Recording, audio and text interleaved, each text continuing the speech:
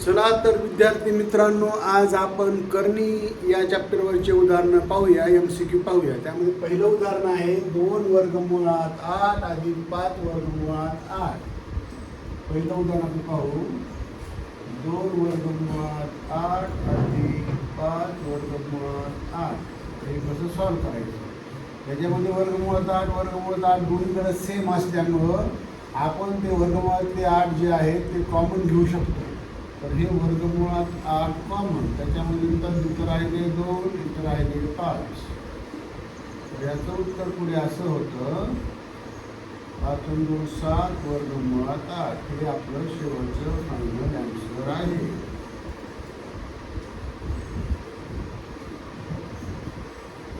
हे आहे final answer. हे दुसरं उदाहरण पाहूया.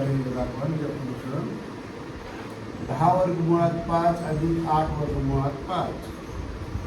10 वर्गमुळात 5 अधिक 8 वर्गमुळात 5. या ठिकाणी पण आपल्याला 5 वर्गमुळात 5 जो आहे तो कॉमन घेता येतो.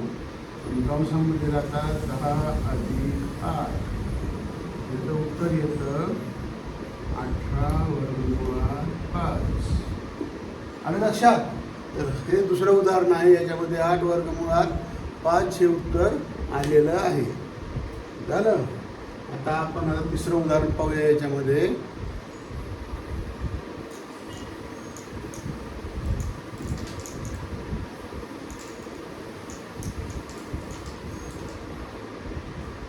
आठ वर्गमुळात 3 मायनस 15 वर्गमुळात 3.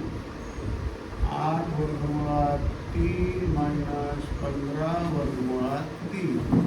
या ठिकाणी आपल्याला वजाबाकी करायची आहे. वर्गमुळात 3 जे आहे ते कॉमन येतं. 8 मायनस 12. म्हणजे या ठिकाणी आपला आन्सर कशामध्ये जाणार आहे? मायनसमध्ये जाणार आहे. कारण छोट्या संख्येतून आपण मोठी संख्या जी आहे ती मायनस करत आहोत. या ठिकाणी आपल्याला उत्तर मिळतं -4 वर्गमुळात 3. हे झालं आपलं फायनल उत्तर. आणखी आपण याच्यावरचे उदाहरण पाहूया. पुढे आहे गुणाकाराचे उदाहरण. याच्या पुढचं पाहूया गुणाकाराचं उदाहरण.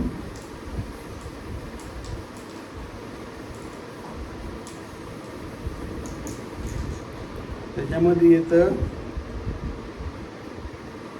2 वर्गमुळात 3 गुणिले 4 वर्गमुळात 5.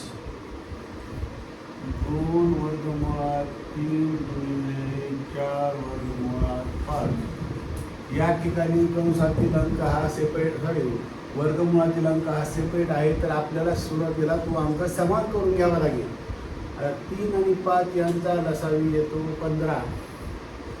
तर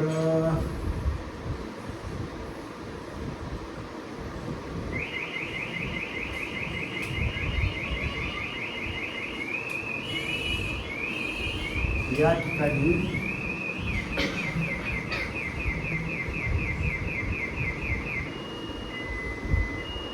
आपण 4 × 8 वर्गमुळात 5 × 15. हे काही उदाहरण नाही आहे, गुणाकाराचं आहे. डायरेक्ट आपल्याला गुणाकार करता येतो. तरी आपल्याला जर हा टॉपिक चांगला वाटला असेल तर लाईक करायला विसरू नका व त्याचबरोबर असेच व्हिडिओ पाहण्यासाठी सबस्क्राईब करायला सुद्धा विसरू नका. धन्यवाद.